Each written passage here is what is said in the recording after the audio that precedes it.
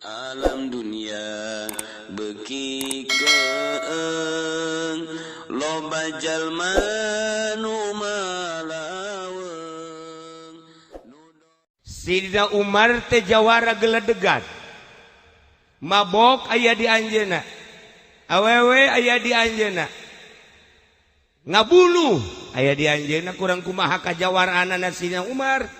Gagah Sidina Umar jawara teh mejeuna dua di Mekah teh jawara, hiji Sidina Umar, nomor kedua Abu Jahal. Dua jawara eta mangge sa Mekah. Moal aya anu terkenal ka Umar jeung Abu Jahal. Sidina Umar boga adi awewe ternyata asup Islam ti heula maca dua kalimat syahadat dipayuneun Kangjeng Nabi Muhammad sallallahu alaihi wasallam, dirahasiakeun ku anjeun.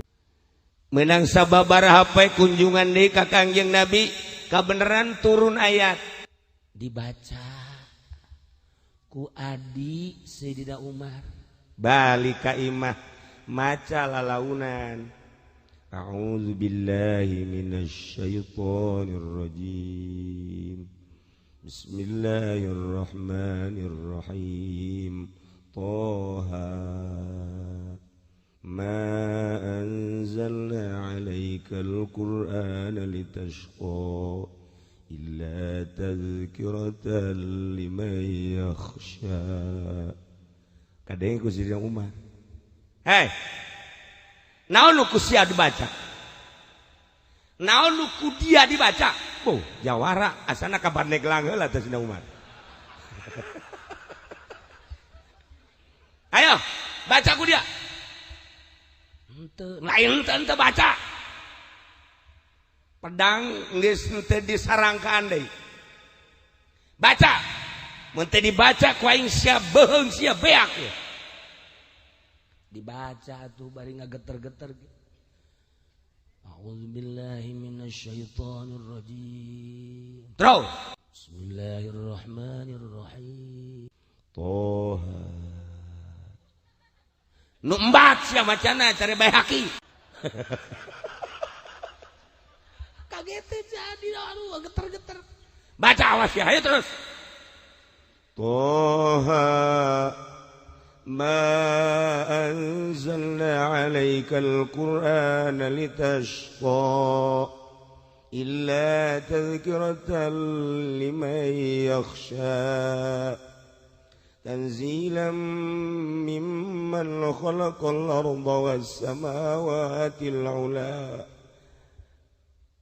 Daripada aing maehan sia poan maehan dia.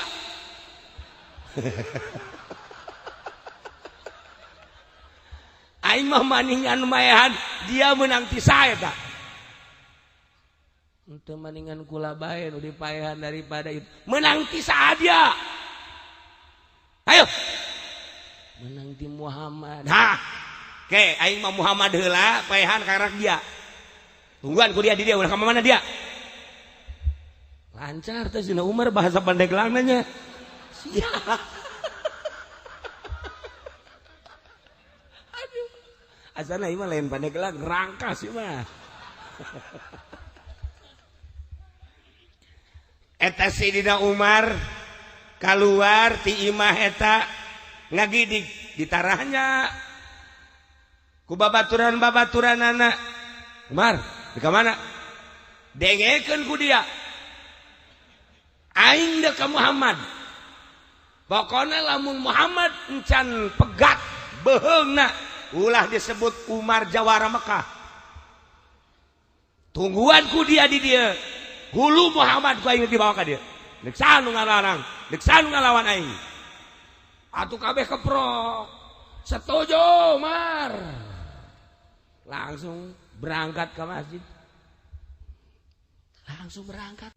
Didareulekeun ku kabehan malah mah babaturanana teh babaturanana ngagero-gerokeun kadarieu saatna ayeuna Muhammad pegat beheungna kusa Umar. Wah mantap kabehan geus narungguan di dinya. Langsung Sidina Umar datang ke Kangjeng Nabi. Begitu datang ke lawang masjid, malaikat Jibril turun ke Kangjeng Nabi. Muhammad, aya naon Bril? Ngirahin babaturan jeung malaikat Jibril mah.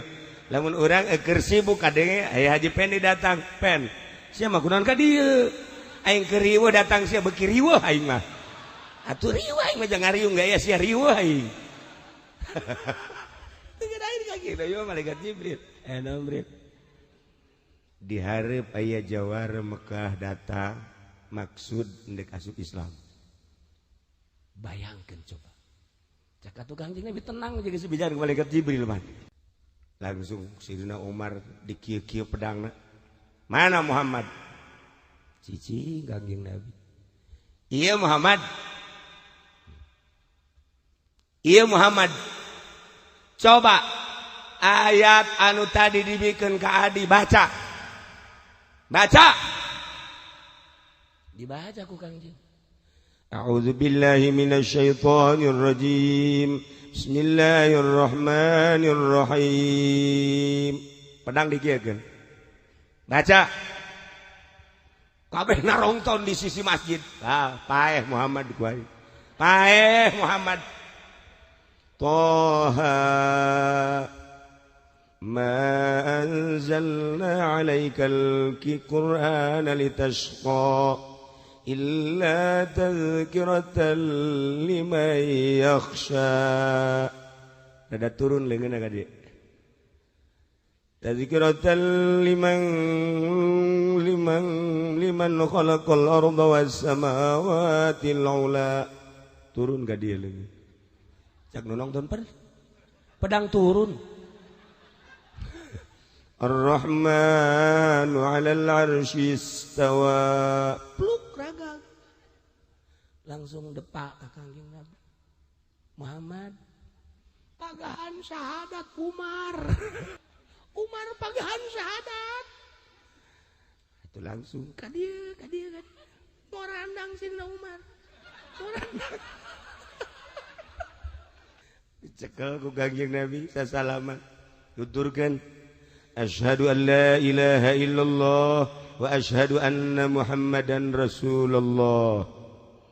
Baca ku sinam asyhadu an la ilaha illallah wa asyhadu anna Muhammadan Rasulullah.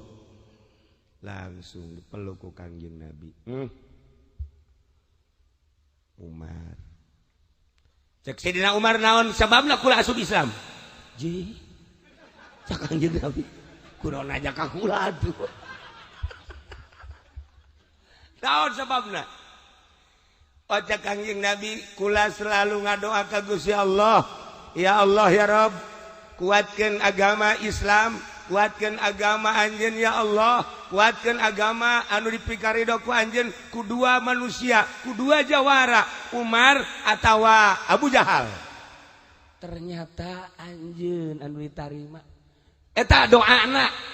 Kunaon kula diheulakeun lamun Abu Jahal lu diheulakeun mah meureun Abu Jahal lu asup Islam kula lu henteu.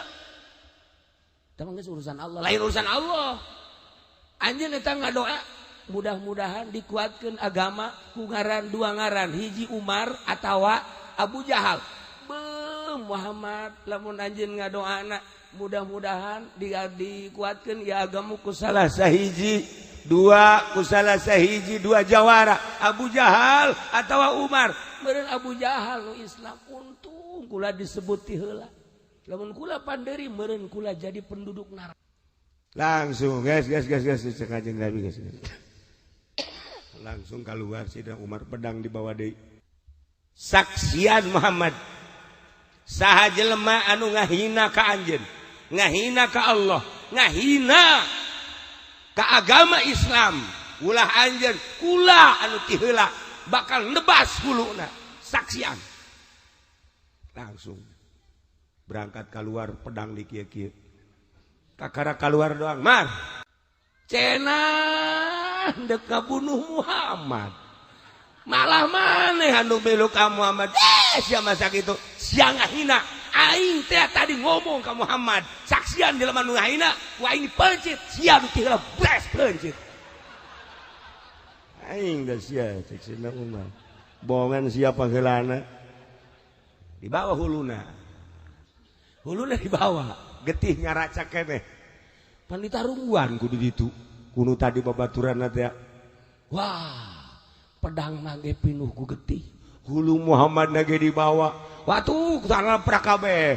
Hidup Umar, hidup Umar, hidup Umar. Naon sia hidup-hidup. Eta hulu Muhammad di bawah. Deuleuh banget sia. Tah hulu sahata. Jadi sama jalai. Makana ulang aina sia sarua jeung ieu. Ulang ngomong. Kabeh cara ceng hop. Cek jelema masieun urang waduh asana korban kedua urang ieu. Jadi nu dimaksud dina dongeng ieu naon? Maksud Sayyidina Umar dek ngabunuh Kangjeng Nabi. Tulisanana bakal jadi sahabat teu jadi. Teu jadi. Tuh sarua jeung keur ieu ka baheula teh Haji Pendi teh dek kawin jeung si Titik Sandora ka hayangna mah. Barang kejadian jeung B29 Ratmi. Eta. Ya kos ieu buktina ieu. Nah, jadi ai maksudna mah hayang ka Titik Sandora eleh ku muksin alatas. Kawin jeung Ratmi teh mantannya.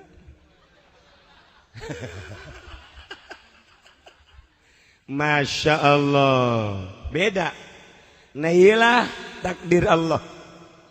Kayak deui hiji raja. Ngaranna Ibrahim bin Adham.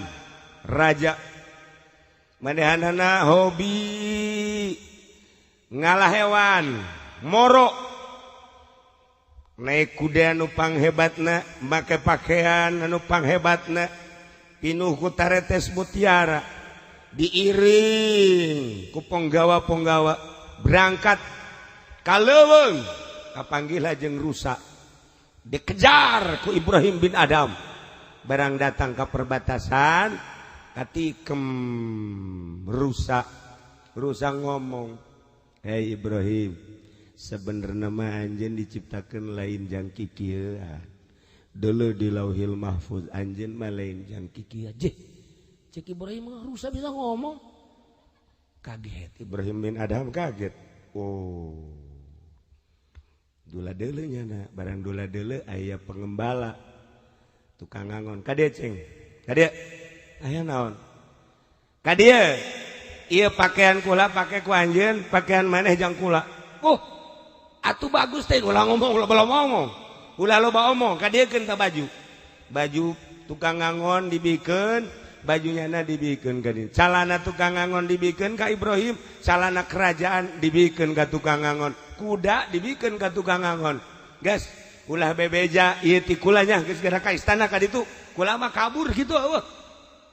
Berangkat kabur eta ka istana atuh ka istana ge atuh deuk naon tukang embe atuh tukang ngangon ka istana ge ai embe kula mana bayangkeun make pakaian kerajaan neangan embe sarua jeung nu kieu mah nah ieu ge kos kitu ya Allah ya Rabb nah eta kunaon raja dasar takdirna nya bakal jadi wali Allah bakal kutubul aulia teu jadi teu terus jadi rajana endahan terus leleuweungan hayang kapanggih jeung Allah. Nah, iyalah takdir Allah. Aya raja jadi wali, aya anu lain wali henteu jadi raja.